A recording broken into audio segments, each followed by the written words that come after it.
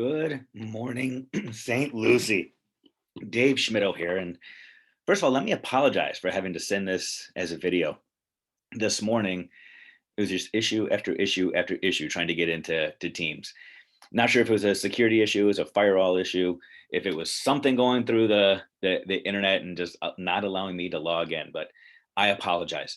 I'm hoping that creating this video, though, actually affords you an opportunity to engage in a way that is going to be unique, personal, specific to you, because you're going to be able to engage with this in your time, at your leisure, and go back and reference it as you need. So again, apologies, but I am so grateful that you're taking the time to watch this and hopefully interact and engage with it. In just a second, I'll introduce myself to you and let you know the focus of our conversation today.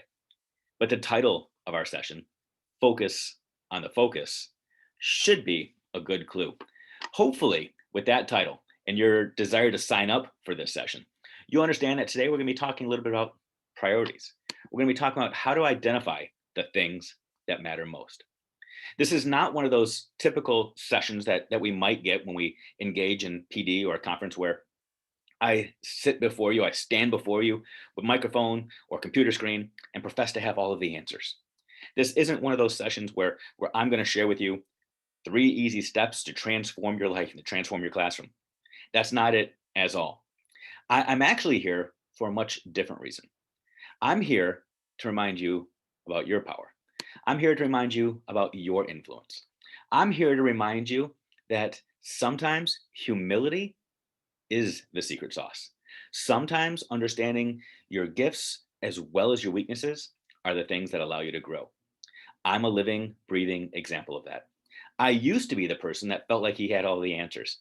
I used to be the person that would sit in a professional development session, roll my eyes, doodle, daydream, check my email, scroll through social media, because I felt like the presenter didn't have anything of value to share with me. I felt like my classroom, my school was already high functioning and I didn't need anything. The reality is sometimes the bigger your ego, the smaller your influence. I used to be that person that would stand in front of my staff as a former administrator, as a speaker, as a consultant, as a coach, and share the answer to what was needed in everybody's classroom. How wrong I was. Again, sometimes the bigger your ego, the smaller your influence. Today, I'm going to be asking you to filter all of that. I want to encourage you to avoid what I call conferenceitis. I'm going to encourage you to avoid the death by PD trap. Don't assume that just because I'm creating this video, just because I was invited to speak and to share, that I have any answers. I don't want you to assume that just because I have a doctor in front of my name, or because I've been an administrator, I've been a classroom teacher, I'm in year 23 of my educational journey, and I'm a veteran teacher, that I have any more answers than you. I want you to be able to push back. I want you to lean in. I want you to sift through what works and what doesn't work for you. And I want you to do the same thing with every single thing that you learn. Anytime you're exposed to something, I want you to sift through and say, does this have value to me? I want you to think about your unique skills. I want you to recognize that you are the expert of your domain. You are the one that knows your kids, you're the one that knows your classroom, you're the one that knows your school, you're the one that knows your community better than me and better than anybody else. Embrace that. Lean into your area of expertise and challenge anything that's thrown at you, including what I'm going to share with you today. Don't assume that just because I have the mic that I have the answers. So let me just talk real quickly. Who am I? What do I do? Well, first of all, again, my name is Dave Schmittou. Right now, I am literally as far away from you in the state of Florida as possible. I'm actually a Floridian here in the Sunshine State, but way over in what some would call fake Florida or Southern Alabama. I'm in Pensacola, the last exit on I-10 before you hit Alabama. That's me. I have 4 beautiful, incredible kids. My oldest child is a high school sophomore. My youngest child is in first grade. I also have a third grader and a fifth grader and an amazing wife that helps me manage all that, who helps me contain the chaos, who helps keep me straight and focused. As I said, I'm been in education for a while now. In my time as an educator, I have been a middle school teacher. I've been an athletic director. I've been a dean of students. I've been an assistant principal. I've been a middle school principal. I've been an elementary principal. I've been an assistant superintendent. I've been a full college professor. And now I get to do this full time. I jokingly tell people that right now my job is like the farmers only of education. My job is to connect people, bring people together, steal ideas from one place and share it with another. I've worked in urban settings, rural settings, suburban settings. I've worked in Florida. I've worked in Michigan. And now I work with people all across the country. But don't let that fool you. Just because I've been in a lot of places, again, doesn't necessarily mean I've got a lot of expertise. It might simply mean that I've got very little value and nobody lets me stick around very long. Now, that could be the reality, but the reality is I have learned a few things. I've learned a few things on my journey. I've learned a few things that hopefully I'll be able to share with you today. So take some notes, sit back, reflect, ponder, pontificate, and hopefully this session will make you a little bit better. So, as we focus on the focus, we're going to be having a conversation today about how to really narrow our lens. How do we choose the activities, the protocols, the practices, the programs that are best for us? Now, this conference is all about infusing technology, infusing new ways of doing things, enhancing our practice, taking new strategies, new approaches, new pedagogies, new programs, and using them in our classrooms and our schools to enhance instruction. But how do we determine which programs, which technology, which tools are right for us? I mean, we are overwhelmed with amazing resources. Something that's happened over the last 22 months is that we have been exposed to new things, things that we probably would have never been exposed to before had it not been for the pivots and the adjustments that we've had to make. The fact that we have so many devices, so much Wi-Fi capability, so many people sharing amazing ideas with us. We're learning and we're growing, but oftentimes we're finding ourselves extremely overwhelmed as well. I remember back in March of 2020, right when the pandemic started and everybody was shifting and adjusting, there was this open source Excel spreadsheet that went around sharing the best digital tools for teachers. In the first week, that spreadsheet had about 15 different tools on it. By the end of March, 2 weeks later, that open source Excel spreadsheet had been converted to a Google spreadsheet, and it had more than 1,000 resources on it. Because people all across the country were just adding their tricks, their tools, their platforms to give teachers new strategies, new tools, new things to use. And what ended up happening was we had paralysis by analysis. We had a lot of people looking at this list saying, that's too much. I don't even know where to begin. And so we began to laser focus, not necessarily on new ways of doing things, but on the old ways again, because we didn't know what to pick. And sometimes that happens even within our own districts and our own classrooms. You all have amazing resources at your disposal. You have the entire Microsoft suite at your disposal, plus a lot of online tools, a lot of online resources. And sometimes those are extremely helpful. Sometimes it gets extremely overwhelming. Sometimes we fall for the trap that one tool is universal and should be used in every single educational setting. Sometimes we fall for the trap of saying the way that I've done things for the last 25, 30 years is good enough. I don't need to try something new. Well, you all signed up for this conference. You all signed up to be here. So I'm assuming you've already embraced the idea that technology can be useful if it's used right, if it's used strategically, if you are able to focus on the focus and identify the right tool for the right time for the right purpose. So how do you do that? How do you know what to use, when to use it, and where to use it? When you're surrounded by options, how do you make the right choice? Well, one thing that we could do, we could go back 20 years when we first started learning about John Hattie. You know, John Hattie, that researcher from down under who did the huge meta-analysis. We studied close to 50,000 kids. We looked at hundreds and hundreds and hundreds of studies, and we created this meta-analysis, which is a study of studies, and identified of all of the things that people are saying works in classrooms, what are the things that actually worked. And he created this list of effect sizes, the classroom instructional strategies, the pedagogical tools and tricks that work most in classrooms, that work best, that have the biggest impact on students. We could just go back and look at that work and say what things work best in classrooms. And we could say having collective teacher efficacy, having teachers work towards common goals, having high student expectations that are clearly outlined and articulated, having RTI programs, having student efficacy where where everybody is working towards common goals and students know their goals as well. Teacher clarity, feedback. I mean, we could go down the list and we could say, these are all the things we need to have in our classrooms. We could do that. We could say we should be focusing on those more high yield strategies. But if you were to continue to go into that research, you would learn that it's actually none of these things in isolation. It's oftentimes a combination of these things that work best in classrooms, which is also great. But how does this support our use of technology? How does saying feedback and collective teacher efficacy and having clear student expectations, how is that going to help us choose the tech tools to use in our classroom? Well, we'll talk about that in a second. That is one approach, though. Perhaps you want to go a little bit deeper.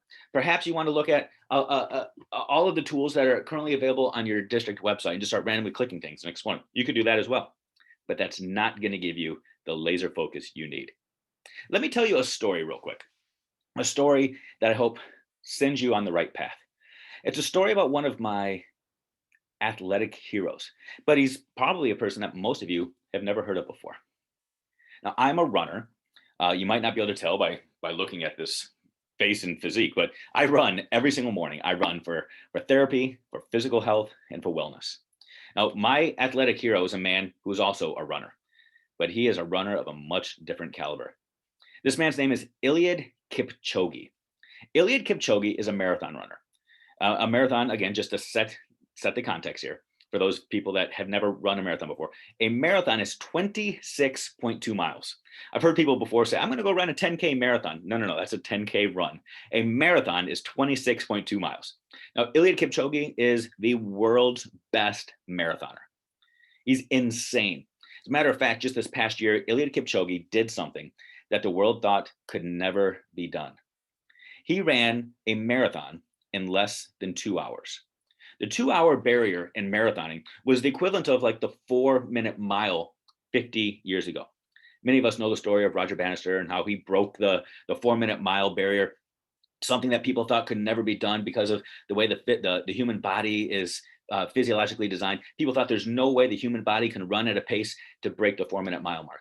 Well, Roger Bannister did it, and for the last 50 years, people continue to chip away at that, and now we've got people running 340 miles. They're just insane. Well, Iliad Kipchoge did the impossible. Iliad Kipchoge conquered the 2-hour marathon plateau. So let me set more context to this. What does it mean to run a 2-hour marathon? It means that Iliad Kipchoge ran an average pace of 4 minutes and 36 seconds for the entire 26.2 miles. 4 minutes and 36-second miles. Again, greater context here. I run a lot. I've got a sophomore in high school who feels like he has all of the answers to all of the things. All you got to do is ask him, and he'll tell you just how smart he is. Well, last summer, my high school son started talking some trash at home, started acting like he had all the answers to all the things. So being the dad and the man of the house, I challenged my son. I said, son, tell you what, let's go out to the high school track. We've got a high school that's about a quarter mile away from us. Let's go over to the track and let's just run a mile. If you're able to beat me in a mile race, I'm going to give you $100. And I'm going to shut up and not going to tell you anything to do for a week. All your chores are gone. You're not going to hear me nagging. $100 and I'll stop nagging you for a week. However, if I win, I get your phone for a week. My son, big old ego, said, you got it, Dad. And the next day we showed up at the high school track. My 3 other kids had poster boards in hand saying, go, Dad, go, beat Cameron. They were all cheering for me. My wife was out there with a stopwatch in hand. We're out on the high school track getting ready to run our 4 laps to run a mile. My wife says, go, and we take off. 2 laps in, my son, my high school son, grabs his leg and starts screaming, saying, oh, I pulled a hamstring. And he was quitting. He was done, and he was acting like he was injured and hurt. Now, that would have been the time for me to just finish 2 and say, hey, it was a good race. But no. I had to prove something. So I kept on going. I finished my 4 laps. I collapsed. I'm sweating. I'm dripping. I won. I'm victorious. I'm like, yeah, I'm going to get my son's phone for a week. I turned to my wife and said, oh, what was my time? My time, after going all out in an attempt to shame my high school son, was 6 minutes and 50 seconds. Me running all out, a runner who runs every single day, 6:50 for 1 mile. Iliad Kipchoge, 4 minutes and 36 seconds for 26.2 miles. Insane. Absolutely incredible what this man did. Now, that's a cool story. You might be thinking, yeah, that's great, but what's this have to do with anything, Dave? Well, let me show you another image, because this is the image that I want you to focus on today. This is an image of Iliad Kipchoge as he was actually running the race. So when Iliad Kipchoge broke this record, he didn't just go out for a leisurely stroll one day. He had all kinds of setup. He had been planning for this for years. And he went out on race day and he had a few things designed. First, he surrounded himself with people that we refer to as rabbits in the running community. A rabbit is somebody that runs a portion of the race with you, and they're there just to help set the pace. Iliad Kipchoge was constantly surrounded by 6 or 7 rabbits. A person who would go out there and they would run that 4-minute, 36-second pace with him for a mile or two, and then they would fall out and somebody else would jump in. They're there to help him set the pace and to buffer him from the surroundings and the distractions. More importantly, in front of him, he had a car that was designed to set the pace. It was set on the cruise control of running that same pace, that 4-minute, 36-second pace for 26.2 miles. And if you look at this image, there's something even more spectacular about this. On top of that car was equipped a green laser beam that shot down into the road directly in front of Iliad Kipchoge.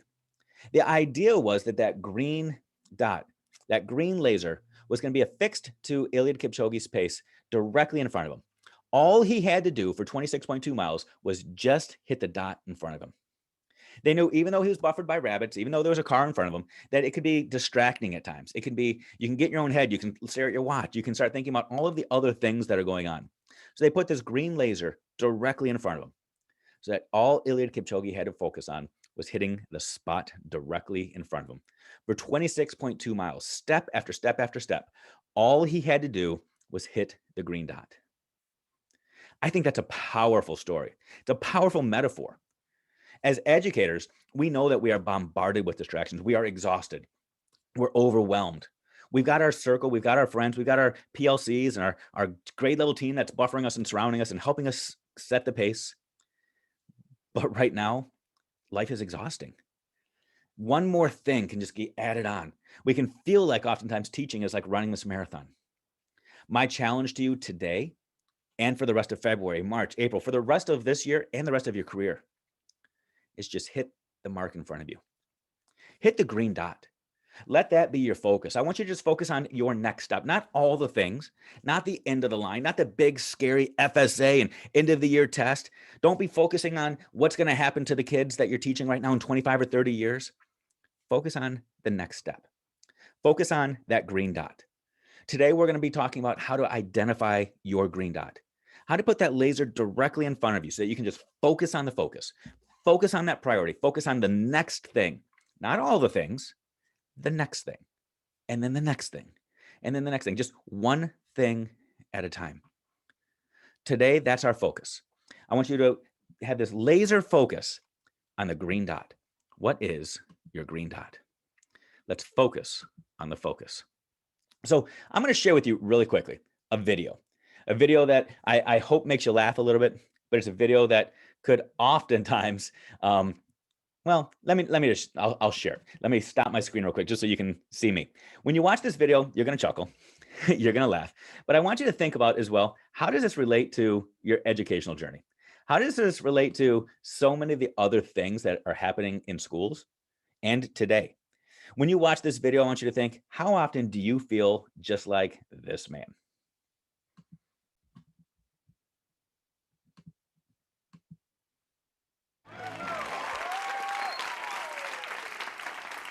Well, Matt, you've come a long ways and had a couple of close calls a few times, too. Yeah. But here we are at the final question. If you answer correctly, you'll walk away from here with $1 million. Now, what will you do with the money? You and your wife, Whitney, want a charity, is that correct? Yes, that's right. Is she here? Where is Whitney? Hi, Regis.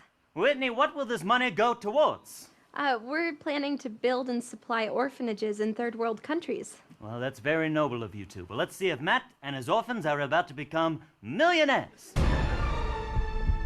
All right, Matt, here is your question.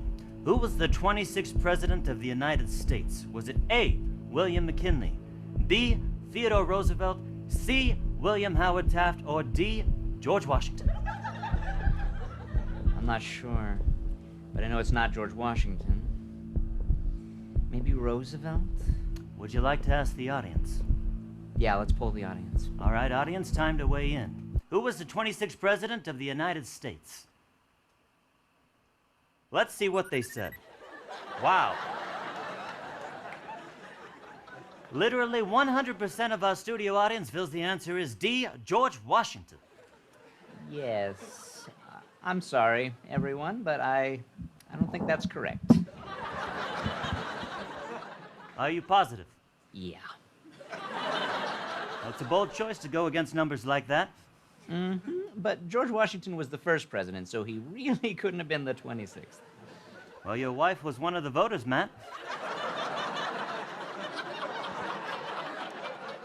Are you sure she got it wrong? Well, I'm sorry, honey, but I don't think that it's George Washington.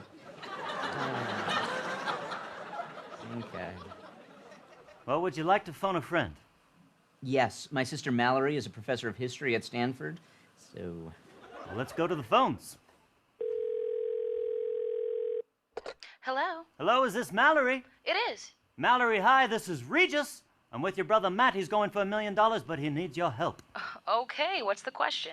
Okay, Mallory, who was the 26th president of the United States? Is it A... George Washington. What? No, let me give you all the options. No, I don't need the options. It's George Washington. Final answer. No, Mallory, George Washington was the first president. I need to know who the 26th president was. I heard you, and I'm telling you, it's George Washington. Well, he was a founding father, and he fought in the Revolution. Yes, and to honor him, they made him our 26th president. Why would they wait that long? He would have been dead by that point. Isn't it Theodore Roosevelt? Theodore Roosevelt? I don't even think that's a real person. Well, she seemed pretty emphatic. But she's wrong. You're all wrong. Are you sure? Yes, this is basic American history. Now, Matt, you could choose not to answer and walk away with $500,000. No, I'm pretty sure it's Teddy Roosevelt. I'm gonna answer B, Theodore Roosevelt. Are you sure? What? There's a lot of orphans counting on you, Matt. Are you sure you want this to be your final answer? I'm pretty sure. How confident are you? I'm pretty confident. I mean, I was more confident before I started asking everyone. It can't be Washington, right? I mean, there's no way I'm wrong about that one. Well, how confident are you? Well, it's just weird that everyone thinks it's him. And my sister teaches history for a living, so maybe. Would you like to use your final lifeline? Oh, yes, 50-50. Let's do it. All right, computers? Oh. This is not happening. It has to be Roosevelt. Now, you could choose not to answer, but if you guess wrong, you'll only walk away from here with $32,000, and after taxes, that's more like $2,000. No, I gotta go for it. All right, well, a minute ago, it seemed that you had ruled out Washington completely. Yeah, but that was before your little light show and the music and everyone telling me I'm wrong. I don't know what I know anymore. No, it has to be Roosevelt. My answer is Roosevelt. Are you sure? Think about the orphans, Matt. You are the devil, Regis. We need an answer. I gave you one, but you keep making me doubt myself. What is your final answer? D. George Washington. That's incorrect. I'm sorry. Now that's a funny skit, but I also think it's a powerful skit because I think it reminds us often of what we do to amazing educators every day in schools. We have these amazing educators who have great skills, great personalities, great passions, great abilities. And oftentimes people like me will walk in and say, oh, all you're doing is great. However, I want you to try something different. Think about something different. And you think, but no, I know what I know. I know what my kids need. I'm going to challenge you to hold on to your power. Hold on to what you know. We're not talking about replacing you as an educator. Our focus today, our conversation is how do we enhance what you currently do? How do we embrace what you know? What you know to know. You know what you know. So how do we focus on the focus? Now, of all the things I'm going to share with you today, all of the ideas, here's something I want you to hold on to and hold on to tightly. It might offend you at first, but hopefully you'll understand the metaphor I'm about to paint.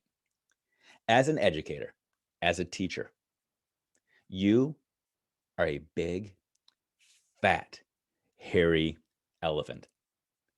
Now, listen to the story I'm going to tell you before you get offended. I want you to embrace that you are an elephant. Now, my oldest son, back when he was really young, every single year for his birthday, I would take him to the circus. The circus used to come to town, and we would go and we'd watch all of the trapeze artists and the lion tamer and the clowns. But he was always fascinated by elephants. How powerful they were, how strong they were, and how tame they were. It was always curious to me as a dad who we would always sit front row, how we would see these elephants that were ginormous. They were huge, so powerful, walking so calmly around the circus tent, never causing harm to anybody, extremely tame. So I was curious. I started thinking to myself and wondering to myself, how do we as humans get these elephants to this place where they're so tame, they're so calm, and they're so docile? And then I found it. I found the research that's heartbreaking, but also extremely powerful. So some of you may have heard the story before that when elephants are raised into captivity, the way that they are taught and trained to be tame and calm and docile is that as babies, as infant elephants, the trainer ties a 6-foot rope around their left front paw. On the other end of that rope is a stake. And the elephant, when it's born into captivity, lives its life believing that its whole world exists within this 6-foot radius. The rope is never removed. It's fed at the rope. It is bathed at the rope. It is trained at the rope. The elephant grows stronger. It grows bigger. It eventually grows into full maturity with the rope still attached. Eventually, somebody comes in and cuts the rope and says, okay, elephant, you're free. Let's go do our show. But the elephant continues to believe that its entire world is a 6-foot radius. It continues to believe that it can only stray so far. Former administrator here, former district and building administrator. I want to apologize because I feel like at times what we have done to you as educators is we treated you just like that elephant. We've said you're powerful, you are destiny changers, you are life changers. You're here to change the trajectory of a child's life. You are so powerful, but we need you to stay within these safe confines. We need to hold you to our 6-foot rope. Don't stray too far. And then I come in on a day like this and I cut your rope and say, now go be free, go change the world, go do all the things that we know that you can do. And you think, great, but I don't know how because I've lived my entire world on this 6-foot rope. I don't know how to embrace my power. I don't know how to embrace my strength because I've been tethered. Part of my goal today is to cut that rope for you. But part of my challenge today is to also help you see the world and help you figure out how to navigate that world, how to take your power, use it, harness it, and truly change the lives like you just signed up to be a teacher to do. So you are an elephant. You are powerful. You are strong. With that comes some possible destructive force or some life-changing force. So how do you do it? Well, let's focus real quick. I want you to just reflect. If we were live right now, we'd be having an interactive conversation. We'd be having a discussion. But I want you right now, pull out your phone and go into your notes app, pull out a sheet of paper and write these things down if you want to. But I want you to reflect real quick. This is going to be one of those weird, awkward silences for a second. But I'm going to ask you a series of questions. I want you to truly write down your answers. The first question I have for you is, what if you woke up 5 minutes before you had to leave for work this morning, Monday, Tuesday, whatever day you want to envision this? What if you woke up 5 minutes before you had to leave? What would you do in those 5 minutes? Write it down. What would your priorities be? Where would you focus your attention if you only had 5 minutes before you had to leave for work? Would you brush your teeth? Would you let your dog out? Would you give a kiss to your spouse? Would you grab a breakfast bar or protein bar? Would you cuss and start the coffee pot? What would you do if you only had 5 minutes? For some of you, this would ruin your entire day. For some of you, like me, you say, hey, it's no big deal. I don't have a whole lot of hair to worry about. I don't have to comb my hair. I drink coffee all day, so brushing my teeth, not really that important. Maybe you work in a middle school and you don't even have to shower because you're like, yeah, the kids won't be able to smell me anyway. Regardless, what are the things that you would do if you only had 5 minutes? You got some things written down? Okay. How about this? What if you found out that this was your last year in education? What if you found out you only had 4 or 5 more months left to teach and to work? What would you do if this was your last year? What would you do? What would your focus be if this was it? If you had 4 or 5 months to teach, you didn't have to worry about formal evaluations, you're done. You're retiring, you're riding off into the sunset. What would you do? What would you focus your energies on? Write some things down. Where would your intentions be? What if today was your last day? What if this was it? What if, or let's just say Monday, Tuesday, your next day that you show up to work? What if that was your last day with your kids, with your coworkers, in your school?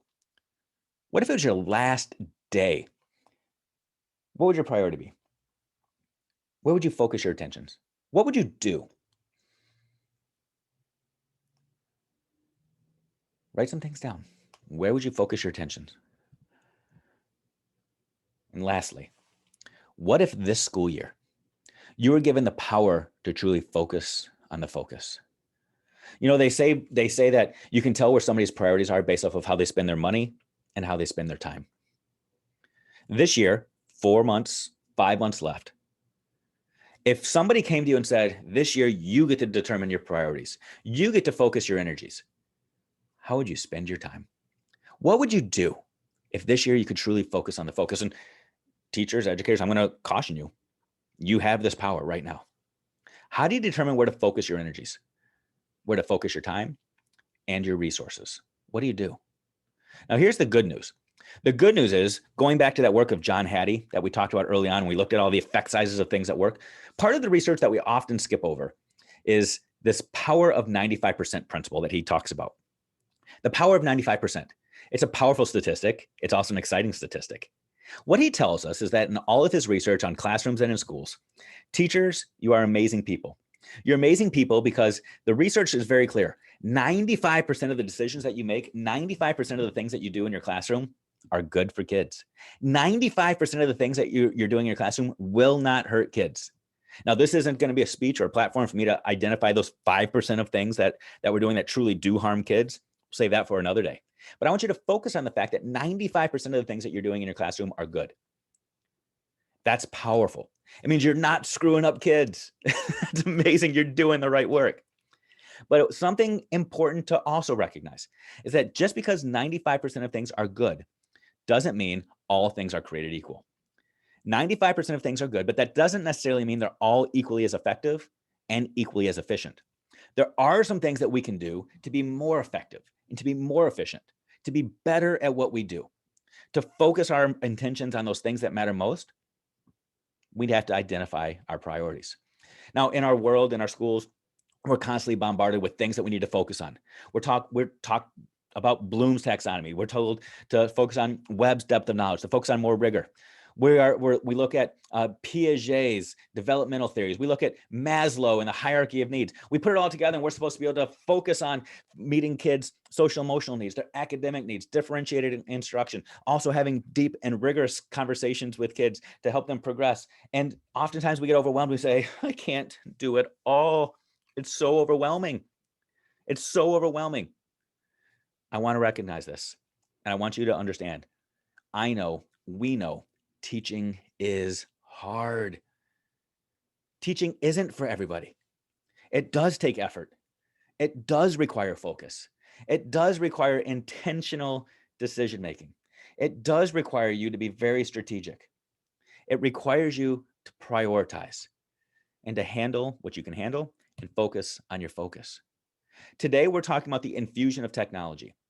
We're talking about how to take things that are new to us and novel to us and innovative to us and insert them into our current practice. One of the amazing things about St. Lucie is you guys have this teacher evaluation process that is focused on standards aligned instructions, focused on best practices. It's focused on pedagogy that is research-based that we know has a positive impact on kids. What we're talking about is focusing our technology infusion into the areas that we've already identified as mattering most. Your teacher evaluation process already focuses on things like engagement, collaboration, student voice, specific and timely feedback, providing equal access to all, teacher clarity, student clarity, all of these things that we are already focusing on. When we're looking at tech tools, when we're looking at new programs, new processes, let's focus on the things that enhance the things that we're already supposed to be focusing on.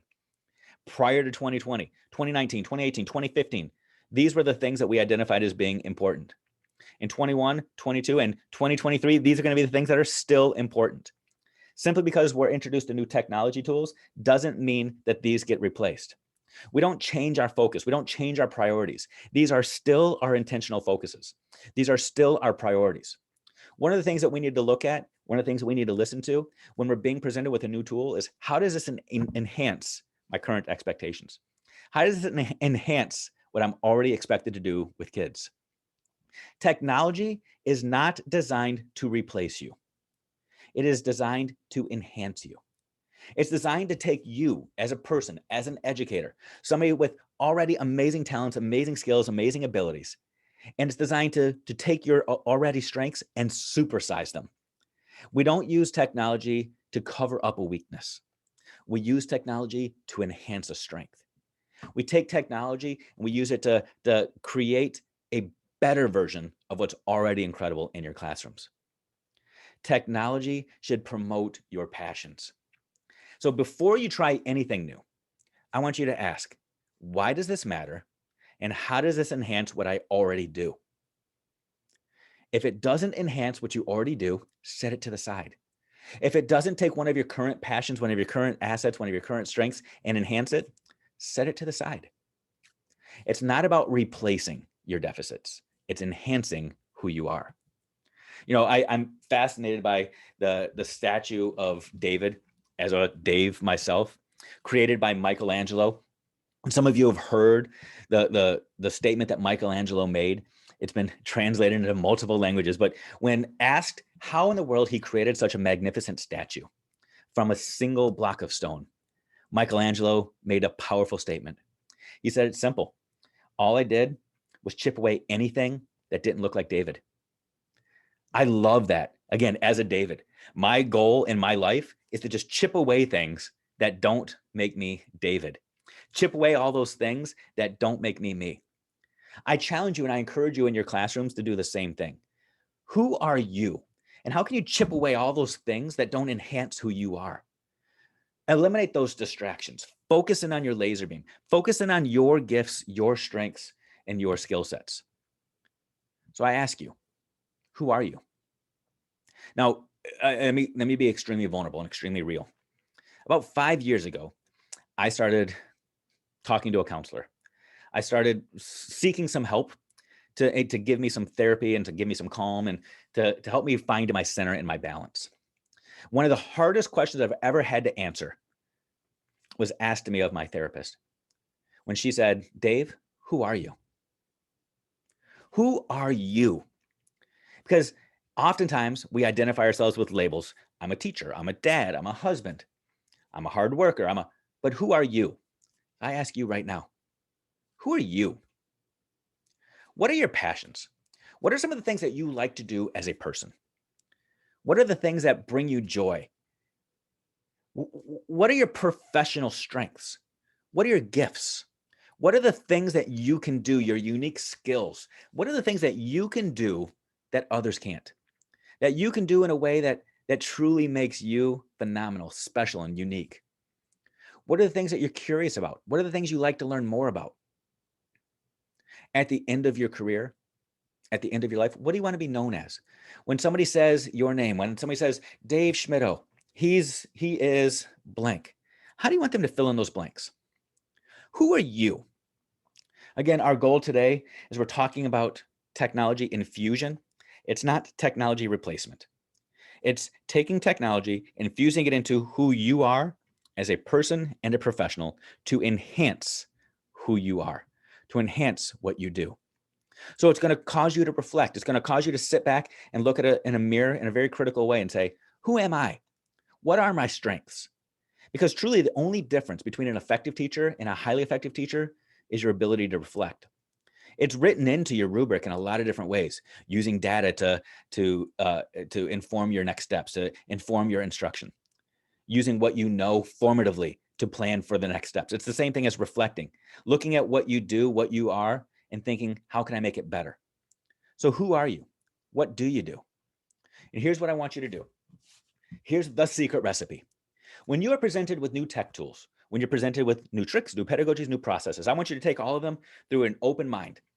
And then I want you to score them. And I want you to rank them with the following rubric. This is a rubric I've introduced to schools and districts all across the country, and it's been an absolute game changer. Sometimes this is brought to full curriculum committees when they're developing new textbooks, when they're looking at new software, when they're looking at new device deployment. It's used everywhere. I want you to do the same thing for your classroom, for your school, for your own well-being. When you're presented with a new tool, a new process, a new program, I want you to look at it through the lens of these 4 things. When you hear this tool, when you hear this program, I want you to give it a point if you think it's a tool that provides leverage. What is leverage? Meaning it's a tool that can be used in more than one fashion. Maybe it's presented to you as a way to increase feedback. Great. But can it also be utilized to increase student voice? Maybe it's a tool that's presented as the answer to your language arts classroom. Cool. Can it also be used in social studies? Can it also be used in science? It has leverage if it can be transferred in multiple directions beyond its one specific purpose. Give it a point if it has leverage. I want you to give it a point if it has endurance, meaning it's going to teach a skill set that should transcend beyond your classroom. Maybe it teaches collaboration. Maybe it teaches analysis. Maybe it teaches something that is complex and it's not just focused on 3rd grade, but if they learn this in 3rd grade, it's going to help them in 5th grade. Maybe they learn this in 7th grade, it's going to help them when they're 25 years old. Give that a point if you think that the skill being taught provides endurance.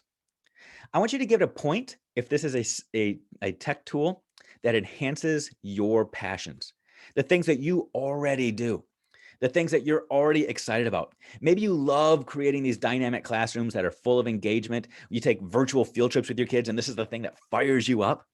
Give it a point if it fills your passions. And then I want you to give it 2 points if it enhances one of your current strengths, one of your current abilities. Maybe you have a classroom that is extremely collaborative, where you have kids in small groups. Maybe you do the workshop style and you bring students to your own desk and you have lots of curious conversations with the kids. It's already a gifting that you have. It's already an ability, a skill set you have. If the tech tool that you're hearing about enhances your abilities, enhances that unique skill that you already have, if it enhances your current abilities and practices, give it 2 points. Then I want you to total all of these up. At the end of the day, I want you to look at the tech tools that you've just heard about, look at the programs, look at the pedagogical processes that you've just been introduced to. And the ones with the most points are the ones you tackle first, because these are the ones that will enhance who you are. I want you to focus on your unique skills and say, this is where I start. And then you build. Don't look for the things that cover up weaknesses. Look for the things that build off of who you are. So in your time, in the next day, week, month, ask yourself these questions. What are your 3 greatest attributes as an educator? If you could share one teacher tip with others, what would it be? That's your skill. That's your uniqueness.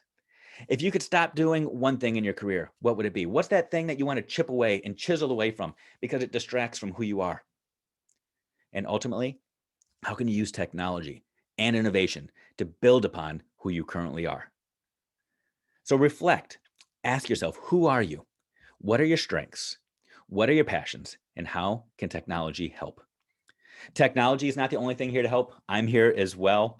I've got my phone number on the screen. Reach out, text me at any time, 734-377-3457, or you can reach out to me on social media. You can slide into my DMs, if you will. Let me know your thoughts. Let me be a part of your journey at Dave Schmittou. I'm so honored to be able to have been a part of this conversation today. I hope you got some value from this. I hope you'll benefit, and I hope that you'll grow. I look forward to continuing our conversation, continuing our dialogue, and I will talk to you soon.